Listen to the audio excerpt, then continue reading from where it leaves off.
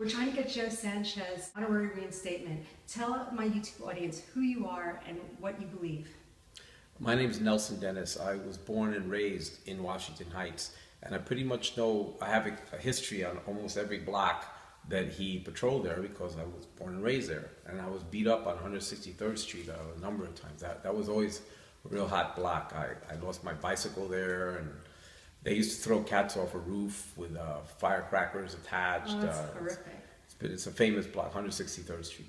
In fact, at one point during the Giuliani years, they suspended civil liberties on that block, and they took a Klieg light and they shined it to the entire block at 24 hours, so that at night the light was shining all the way through from Broadway to St. Nicholas, and that was the way that they kept literally some light on everything that was going on in that To try and stop crime, right? To try and stop crime. Because there was so much crime.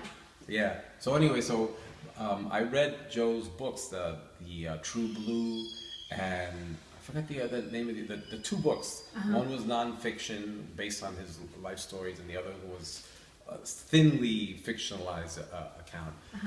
I think he has a third book called Red Herring. Right. Correct. Yes. So I read two, and the thing is, I recognized those streets, those characters.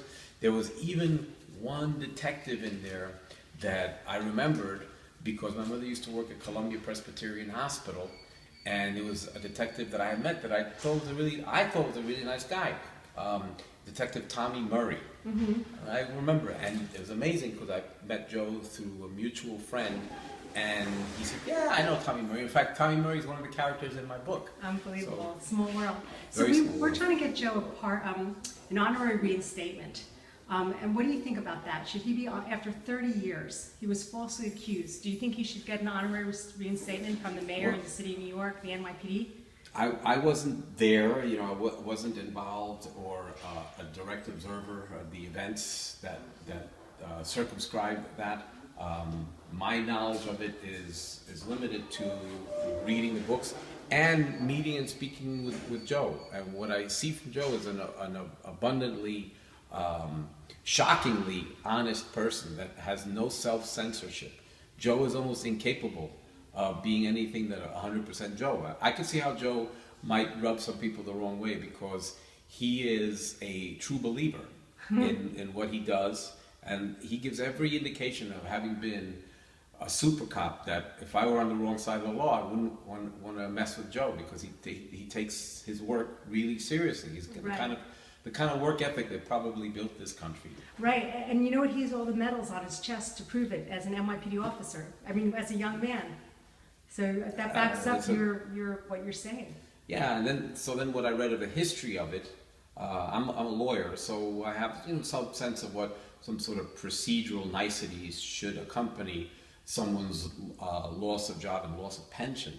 And the fact that he was vindicated, the fact that it was dismissed, the underlying charges, to have that and then to have, notwithstanding your a major value in your life, which is one, your job, and certainly your pension, to be suspended, to be not suspended, taken from you. Absolutely. Seems manifestly unfair, especially since, from the information that I've gathered, is that then Special Prosecutor, now Brooklyn DA Charlie Hines, agreed. He said, "You got screwed." And then, I believe it was Benjamin Ward or some police commissioner then. It was Ben Ward.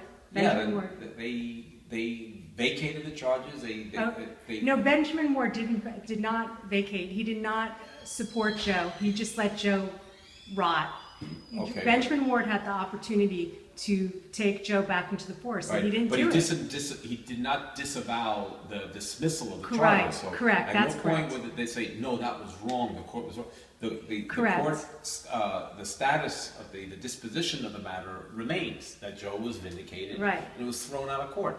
So then to refuse to act upon it seems to be an act of manifestly bad faith. And it's not merely symbolic.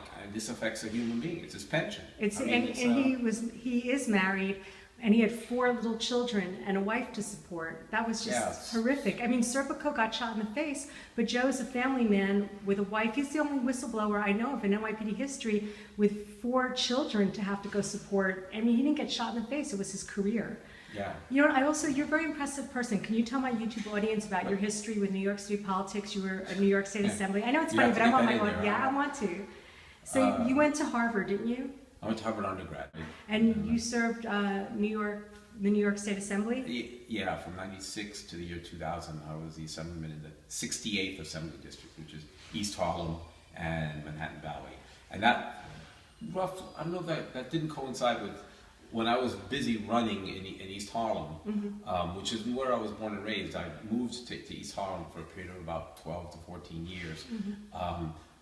Some of that overlapped with Joe's, when he was stomping through Washington Heights and bringing law and order into the neighborhood. Well, thank you so much for speaking up for Sure. him. We're hoping to get him Joe, reinstated. And let me just shout out to Joe. Joe, I love it when you come to New York, and I will especially remember accompanying you to the 3-3 and the 3-4th precinct, and you have your book, and you go up to the desk sergeant, and you say, "I'd like to give you my book. I think you'll love reading it." The desk sergeant is all up for you. "Oh, that's great. What's it about?" And he's giving it to the desk sergeant, and he says, "It's about police. It's about police corruption in your precinct." Go, Joe. Thank you so much.